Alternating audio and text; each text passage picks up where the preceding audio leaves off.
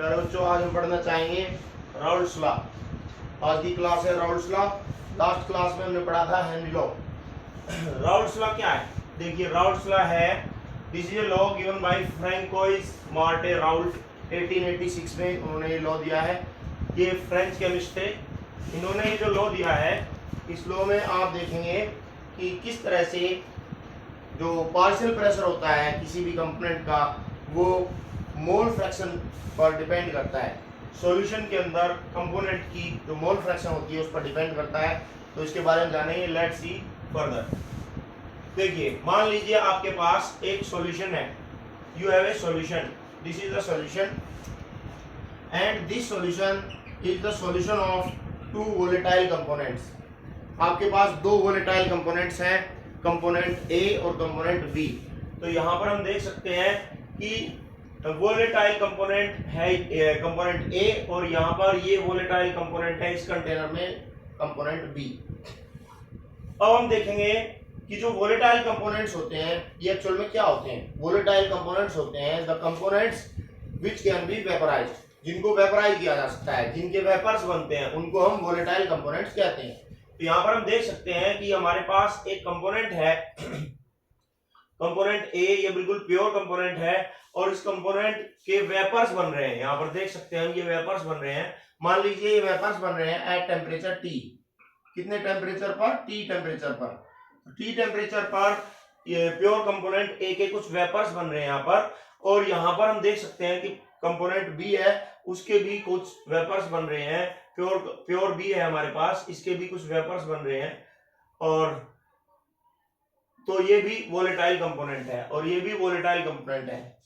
तो इस सॉल्यूशन में हम देख सकते हैं कि हमारे पास दो कंपोनेंट हैं, कंपोनेंट ए और कंपोनेंट बी। ये दोनों ही वोलेटाइल हैं और हमने क्या किया है, इनको मिक्स करके सॉल्यूशन बनाया है यहाँ पर। अब मैंने ये दोनों प्योर सब्सटेंसेस अलग अलग कंटेनर्स में लिए हैं। मान लीजिए हम सॉल्यूशन का टेम्परेचर टी लेते हैं, तो टी टेम्परेचर पर क्या होगा? टी टेम्परेचर पर हम देखेंगे कि इस सॉल्यूशन से कुछ वेपर्स बनेंगे। यहां पर कंपोनेंट ए के भी वेपर्स बनेंगे और कंपोनेंट बी के भी वेपर्स बनेंगे, क्योंकि दोनों ही वोलेटाइल हैं। तो हमारा जो डाल्टन्स लॉ है पार्शियल प्रेशर्स का, वो ये कहता है कि अगर आपके पास एक कंटेनर है, क्लोज कंटेनर है, और उस कंटेनर के अंदर दो कंपोनेंट्स के वेपर्स बन रहे हैं, तो वे वेपर्स कंटेनर के अंदर प्रेशर एक्सर्ट करेंगे। मान लीजिए यहां पर आप एक प्लेट रख देते हैं, तो इस प्लेट पर आप देखेंगे ये दोनों वेपर्स प्रेशर लगाएंगे, कंपोनेंट ए के वेपर्स भी और कंपोनेंट बी के वेपर्स भी। अगर हम सॉल्यूशन का प्रेशर निकालना चाहते हैं कि सॉल्यूशन के का जो टोटल वेपर प्रेशर है वो कितना होगा, तो उसके लिए हमें क्या करना होगा, दोनों कंपोनेंट्स के द्वारा जो प्रेशर एक्सर्ट किया जाएगा उसको हम ऐड करेंगे। Partial pressure due to component A plus partial pressure due to component B.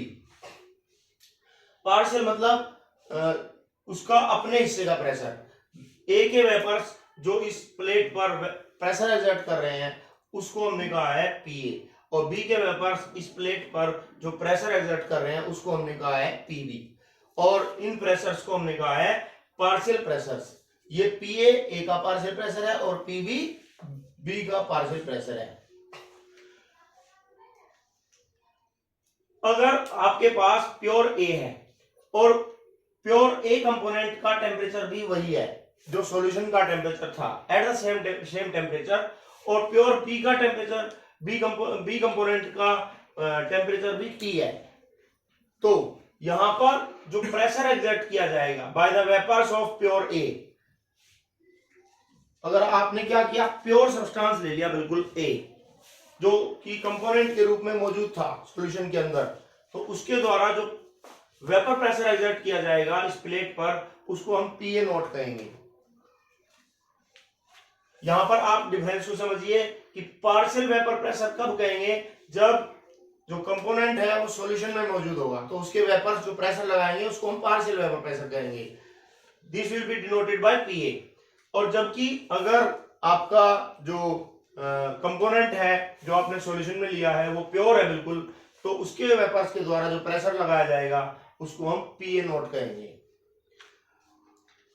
आगे चलते हैं, राउल्ट्स क्या बताते हैं। राउल्ट्स क्या कहते हैं? राउल्ट्स लॉ के अकॉर्डिंग हम देखते हैं कि अगर आपके पास एक सॉल्यूशन है वोलेटाइल लिक्विड्स का सॉल्यूशन, यहां पर हम देख सकते हैं ये वोलेटाइल लिक्विड्स का सॉल्यूशन है, इसमें दोनों वोलेटाइल हैं, कंपोनेंट ए और कंपोनेंट बी दोनों ही वोलेटाइल हैं। तो यहां पर हम देखते हैं कि जो पार्शियल प्रेशर होगा ईच कंपोनेंट का वो डायरेक्टली प्रोपोर्शनल होगा टू इट्स मोल फ्रैक्शन। जैसे कि यहां पर जो पार्शियल वेपर प्रेशर है of component A is directly proportional to mole fraction of A, और partial pressure of B is directly proportional to mole fraction of B. तो इनको इक्वल करने के लिए हम जो कांस्टेंट यहां पर पुट करेंगे, यहां पर जो कांस्टेंट पुट किया जाएगा वो पुट किया जाएगा पी ए नोट। तो ये हो जाएगा P A equals to P A note X A और P B equals to P B note X B. तो जो पार्शियल प्रेशर्स हैं पी ए और पी बी ये हो जाएंगे P A note X A और P B note X B. अगर हम टोटल वेपर प्रेशर निकालना चाहते हैं सॉल्यूशन का तो हमें क्या करना होगा, ये जो पार्शियल वेपर प्रेशर्स हैं according to Dalton's law of partial pressures इनको ऐड करना होगा P A plus P B. तो यहाँ पर पी सॉल्यूशन इक्वल टू जाएगा P A plus P B and we know that P A equals to है P A note X A और P B equals to है P B note X B. तो यहाँ पर put करेंगे तो इस तरह से आपका आ जाएगा total pressure of solution, total vapour pressure of solution. ठीक है, तो this was the Raoult's law. इसको आप याद कर सकते हैं कि for a solution of volatile liquids, अगर आपके पास वोलेटाइल लिक्विड्स का एक सॉल्यूशन है तो partial vapour pressure of each component ए का जो पार्शियल वेपर प्रेशर होगा वो उसी की मोल फ्रैक्शन के डायरेक्टली प्रोपोर्शनल होगा। पी ए प्रोपोर्शनल होगा एक्स ए के और पी बी प्रोपोर्शनल होगा एक्स बी के। यही है हमारा राउल्ट्स लॉ। ठीक है, तो नेक्स्ट क्लास में हम सीखेंगे राउल्ट्स लॉ पर बेस्ड न्यूमेरिकल।